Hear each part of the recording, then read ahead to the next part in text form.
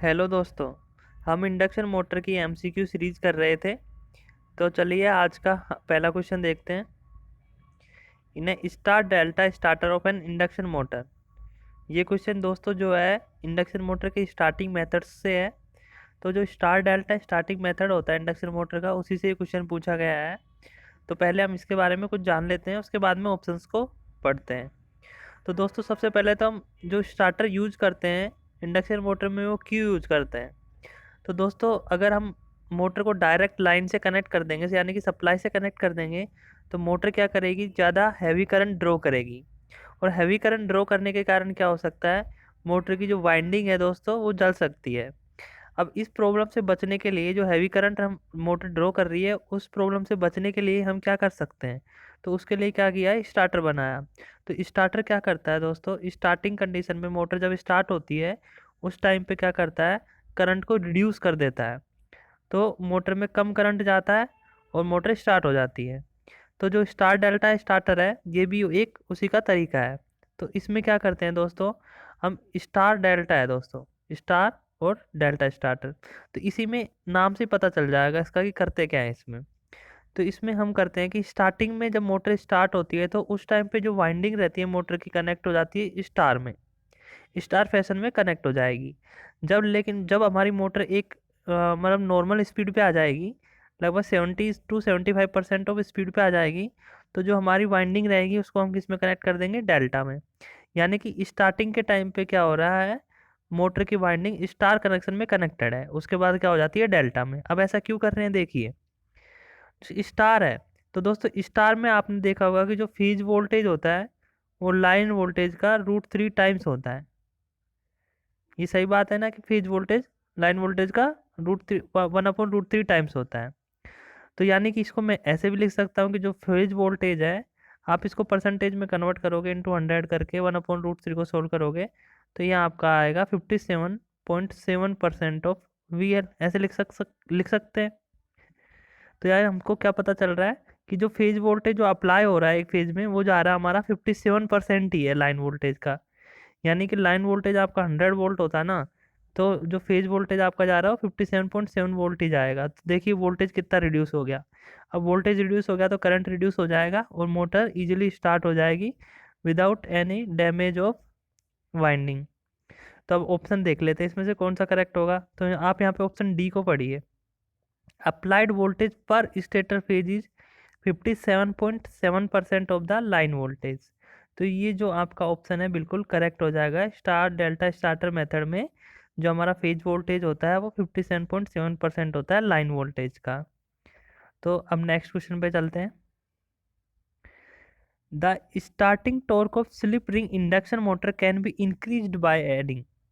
दोस्तों यहाँ पे हमसे क्वेश्चन पूछ रहा है कि सबसे पहले तो स्लिप रिंग इंडक्शन मोटर के बारे में बात कर रहा है, फिर कह रहा है कि इसका जो स्टार्टिंग टॉर्क है उसको हम किस तरीके से इंक्रीज कर सकते हैं। ऑप्शंस दे रखे हमको, एक्सटर्नल इंडक्टेंस ऐड करके या एक्सटर्नल रेजिस्टेंस ऐड करके रोटर में, एक दे रखा है एक्सटर्नल कैपेसिटेंस ऐड करके, और लास्ट में दे रखा है both resistance and inductance add करके। तो दोस्तों इसका जो करेक्ट आंसर होगा वो तो होगा option B, external resistance add करके हम क्या कर सकते हैं, जो मोटर है उसका टॉर्क है उसको हम इंक्रीज कर सकते हैं। आपने टॉर्क स्लिप कैरेक्टरिस्टिक्स भी पढ़े होंगे मोटर के, ये इस तरीके के कुछ कैरेक्टरिस्टिक्स पढ़े होंगे आपने। तो आप इसमें जो ये कैरेक्टरिस्टिक्स हैं, इसमें ये जो मोटरिंग वाला जो पार्ट है ना उसी को देखिए बस। मैं इसको और जूम कर देता हूँ।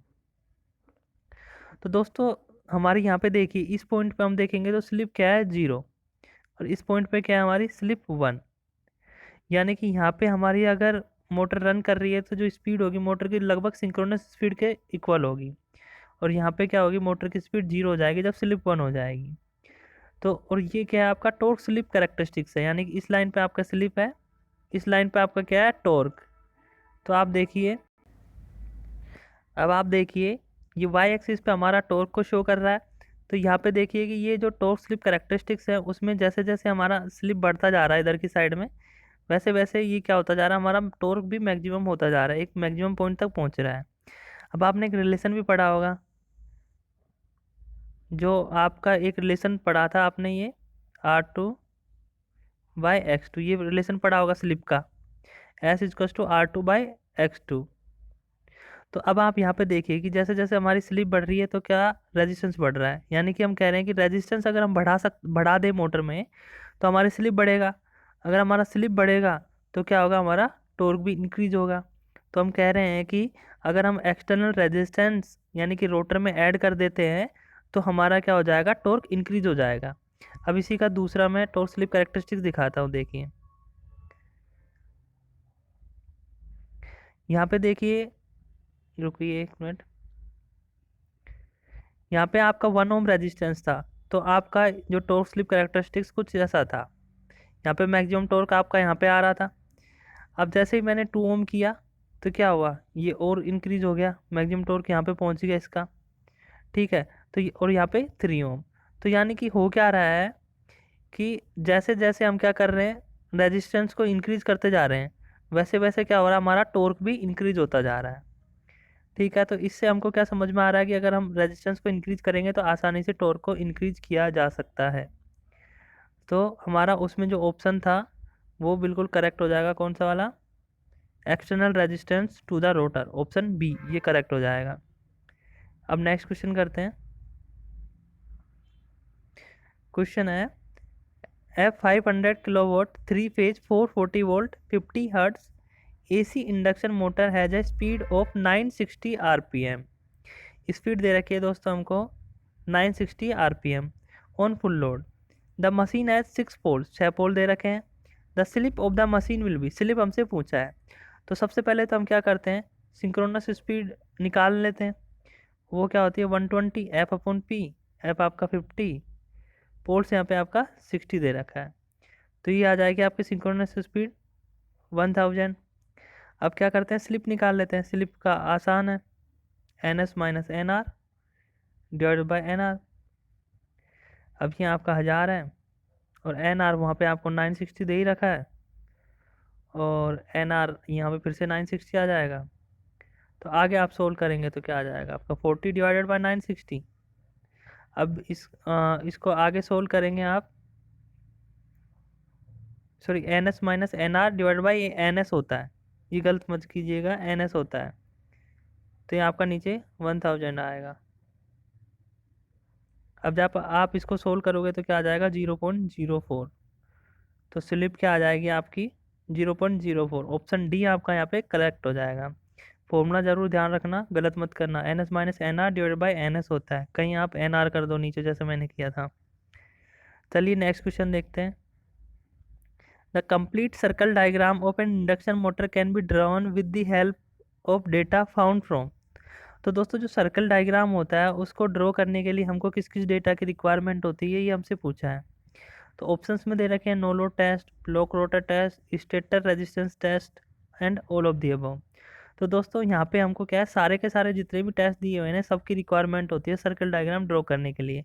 नो लोड टेस्ट भी करना पड़ता है हमको, ब्लॉक रोटर टेस्ट भी करना है, और स्टेटर रेजिस्टेंस टेस्ट भी करना है। हमको तीनों वैल्यूज़ का पता होना चाहिए, तो ही हमारा सर्किल डायग्राम को हम ड्रॉ कर सकते हैं। तो ऑप्शन डी आपका यहाँ पे है, बिल्कुल सही हो जाएगा। नेक्स्ट क्वेश्चन है, in the squirrel cage induction motor the rotor slots are usually given slight skew.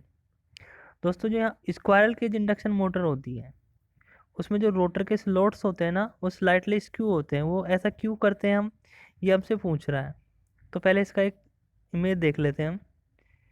Skew का मतलब ये है हमारा कि रोटर स्लॉट्स, अगर हम इसको देखें, ये कुछ ऐसा हमारा रोटर है जिसमें स्लॉट्स हैं। वैसे नॉर्मली ऐसे स्ट्रेट होने चाहिए थे, लेकिन स्ट्रेट ना होके क्या कर रखे हैं हमने, इनको स्क्यू कर रखे हैं इस तरीके से।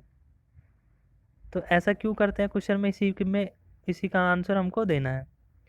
तो दोस्तों स्क्यूइंग हम क्यों करते हैं, ताकि जो हमारी कोगिंग और क्रोलिंग की जो टेंडेंसी रहती है ना, कंडीशन रहती है, वो ना आए, इसलिए हम क्या करते हैं, इनको इस तरीके से करते हैं। अब देखिए ऐसा क्या होता है कि ये हमारी क्रोलिंग या कोगिंग हो जाती है। देखिए जब इंडक्शन मोटर जब स्टार्ट होती है, स्क्वायरल केज इंडक्शन मोटर की बात कर रहे हैं हम यहाँ।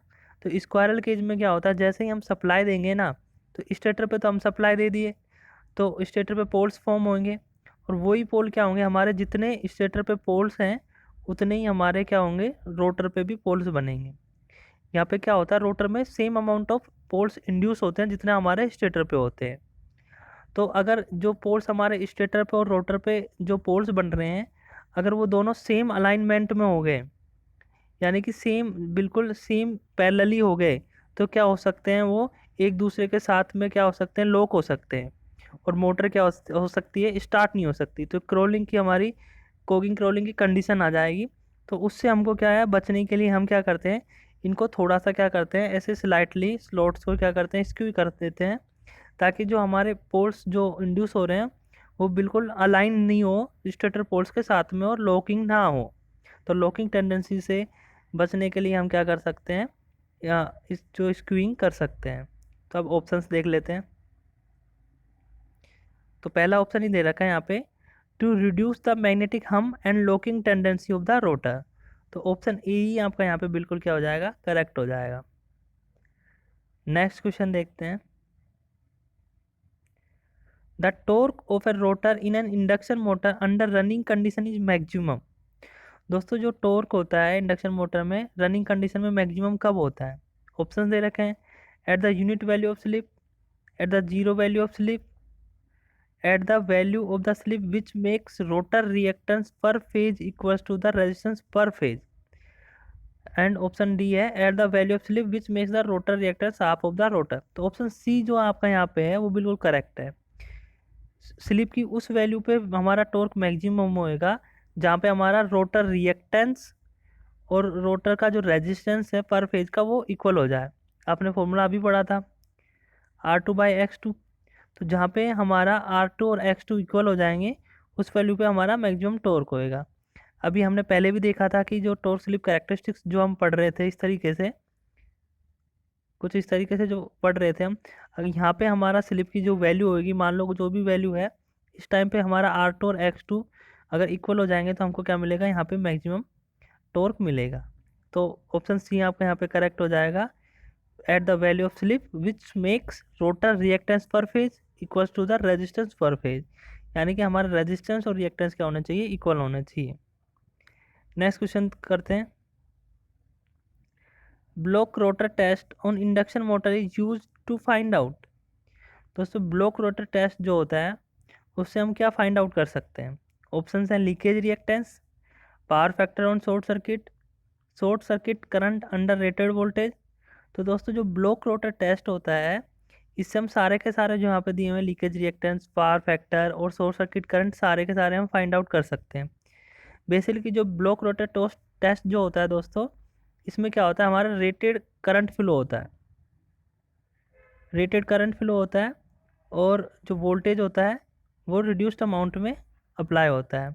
तो इससे मेनली हम पता करते हैं जो भी हमारे जो आई स्क्वायर लॉसेज या वेरिएबल लॉसेज जो होते हैं वो इससे हम पता कर सकते हैं, और उसी का यूज करके हम लीकेज रिएक्टेंस भी यहाँ पे फाइंड आउट कर सकते हैं, पावर फैक्टर भी फाइंड आउट कर सकते हैं, और शॉर्ट सर्किट करंट कितना फ्लो हो रहा है ये भी हम फाइंड आउट कर सकते हैं।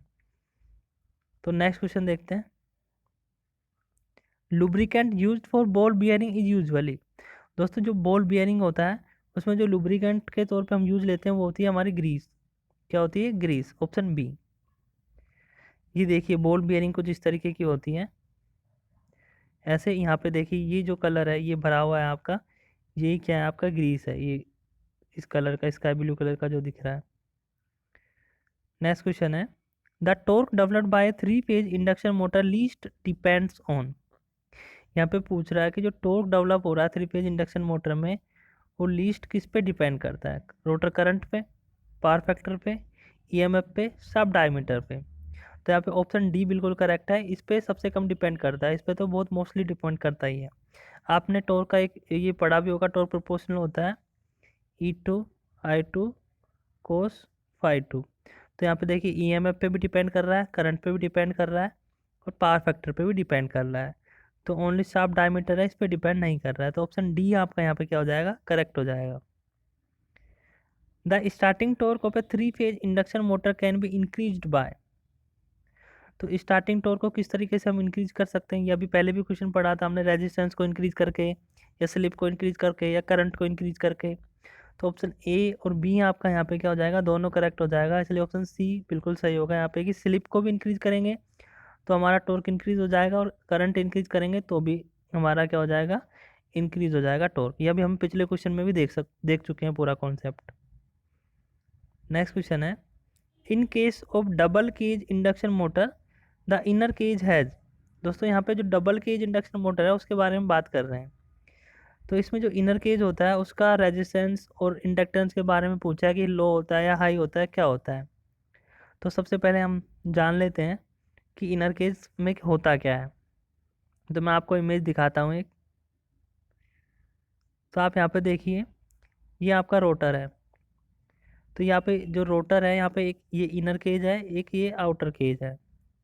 तो इसको इस तरीके से हम रिप्रेजेंट करते हैं। ये आउटर केज ये है आपका, इनर केज ये है आपका।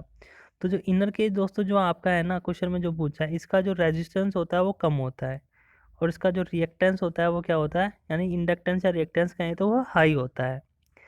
अब देखिए क्या होता है, कैसे हम याद रखें कि जो इनर केज है उसका रेजिस्टेंस कम होता है। तो आप इस डायग्राम को याद रखिए बस। तो अगर ये आपको याद है तो याद हो जाएगा। आपको इस तरीके का ध्यान रखना है कि ऊपर छोटा होता है, नीचे वाला एरिया क्या होता है, बड़ा होता है। नीचे इनर केज होता है, ऊपर आउटर केज होता है। अब यहाँ पे एरिया बड़ा है, तो दोस्तों हमने एक फॉर्मूला पढ़ा है रेजिस्टेंस का, प्रोपोर्शनल किसके होता है, रो एल बाई ए ये होता है आपका। तो एरिया रेजिस्टेंस जो है एरिया के इन्वर्सली प्रोपोर्शनल है, यानी कि एरिया जिसका ज़्यादा है उसका रेजिस्टेंस क्या हो जाएगा, कम हो जाएगा। तो इनर केज का यहाँ पे एरिया ज़्यादा दिख रहा है हमको, तो इसलिए क्या हो जाएगा, रेजिस्टेंस कम हो जाएगा। और इंडक्टेंस उसका उल्टा कह सकते हैं, रिएक्टेंस। तो हमको इस तरीके से याद रख सकते हैं कि किस तरीके से रेजिस्टेंस कम होगा या ज़्यादा होगा। ठीक है दोस्तों, तो ऑप्शन हमारा यहाँ पे करेक्ट कौन सा हो जाएगा, डबल केज इंडक्शन मोटर में जो इनर केज रहता है उसका हाई इंडक्टेंस होता है और लो रेजिस्टेंस होता है। अगर अगर आपका यहाँ पे पूछ लेता आउटर केज में बताओ, तो आउटर केज में क्या हो जाता है, इसका जस्ट उल्टा हो जाता, हाई रेजिस्टेंस हो जाता और लो आपका इंडक्टेंस हो जाता। चलिए नेक्स्ट क्वेश्चन देखते हैं, insertion of reactance in the rotor circuit. जो रोटर सर्किट है दोस्तों उसमें हम रिएक्टेंस को अगर इंसर्ट करेंगे तो क्या होगा।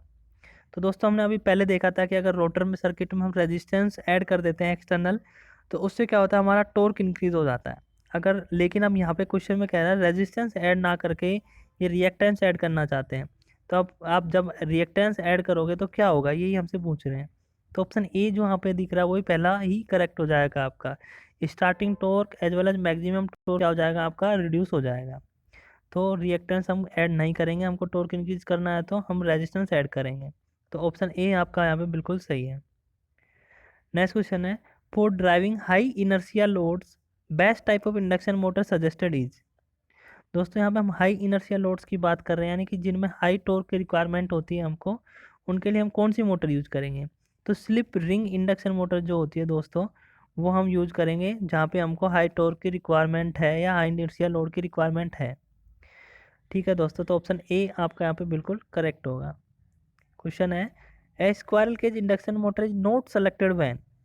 यहाँ पे बोल रहा है कि स्क्वायरल केज इंडक्शन मोटर को हम कब सेलेक्ट नहीं करेंगे, जब initial cost is the main consideration, B दे रखा है maintenance cost is to be kept low, high starting torque is the main consideration, all above consideration are involve. दोस्तों देखिए कि जो स्क्वायरल केज इंडक्शन मोटर होती है ना, उसकी इनिशियल कॉस्ट भी कम होती है और जो मेंटेनेंस होती है इसमें वो भी कम होती है, लेकिन जो इसका स्टार्टिंग टॉर्क होता है ना दोस्तों, वो क्या होता है, कम होता है, हाई नहीं होता है। तो हम स्क्वायरल, जब हमको कहीं पे भी हाई टॉर्क की रिक्वायरमेंट होगी तो हम स्क्वायरल केज इंडक्शन मोटर को चूज़ नहीं करेंगे, इसको सेलेक्ट नहीं करेंगे। तो अगर हमको हाई स्टार्टिंग टॉर्क की रिक्वायरमेंट है, मेन कंसिडरेशन हमारा यही है कि हाई स्टार्टिंग टॉर्क चाहिए, तो हम स्क्वायरल केज इंडक्शन मोटर को नहीं सेलेक्ट कर सकते हैं। तो हाई स्टार्टिंग टॉर्क के लिए हमको slip ring induction motor use करना पड़ेगा। तो ऑप्शन सी आपका यहाँ पे बिल्कुल करेक्ट होगा। नेक्स्ट क्वेश्चन है, reduced voltage starter can be used with. दोस्तों हमने पहले पढ़ा था कि स्टार डेल्टा स्टार्टिंग मेथड पढ़ा था। ऐसे रिड्यूस्ड वोल्टेज स्टार्टर है तो इसको हम कौन कौन सी मोटर में यूज ले सकते हैं, स्लिप रिंग में या फिर स्क्वायरल केज में या फिर दोनों में यूज ले सकते हैं। तो इसको हम क्या कर सकते हैं दोस्तों, स्क्वायरल केज और स्लिप रिंग इंडक्शन मोटर दोनों में यूज ले सकते हैं। इसमें भी वही करते हैं, जैसे वोल्टेज को क्या करते हैं दोस्तों, रिड्यूस करते हैं फिर सप्लाई करते हैं। तो जिससे क्या होगा, हमारा करंट रिड्यूस हो जाएगा और मोटर की वाइंडिंग जलने से बच जाएगी। तो ऑप्शन सी हमारा क्या होगा, करेक्ट होगा। नेक्स्ट क्वेश्चन देखते हैं, slip ring motor is preferred over squirrel cage induction motor where. ये क्वेश्चन अभी बहुत बार देख चुके हैं कि जहाँ पे में हमको हाई स्टार्टिंग टॉर्क की रिक्वायरमेंट होगी, जहाँ पे हमको हाई स्टार्टिंग टॉर्क की रिक्वायरमेंट होगी वहीं पे हम स्लिप रिंग इंडक्शन मोटर को यूज करेंगे। ऑप्शन ए करेक्ट हो गया। नेक्स्ट है the rotor of N induction motor runs at, जो इंडक्शन मोटर का रोटर होता है वो हमारा हमेशा रन करता है बिलो सिंक्रोनस स्पीड। जो सिंक्रोनस स्पीड होती है उससे थोड़ी कम स्पीड रहती है हमारी इंडक्शन मोटर की, ये हमको ध्यान रखना है। हमारा जो सिंक्रोनस मोटर होती है उसमें हमारा क्या होती है, ये दोनों इक्वल होते हैं, ठीक है, इसलिए वहाँ पे स्लिप भी क्या होती है हमारी जीरो होती है, किसमें, सिंक्रोनस मोटर में। लेकिन यहाँ पे क्या होती है, जो हमारा रोटर की स्पीड रहती है वो थोड़ी सी कम रहती है सिंक्रोनस से। ऑप्शन बी आपका यहाँ पे करेक्ट होगा। नेक्स्ट क्वेश्चन देखते हैं। चलिए दोस्तों, आज के क्वेश्चन कंप्लीट होते हैं। वीडियो देखने के लिए धन्यवाद। वीडियो अच्छा लगा हो तो प्लीज़ लाइक शेयर सब्सक्राइब ज़रूर करें। Thank you.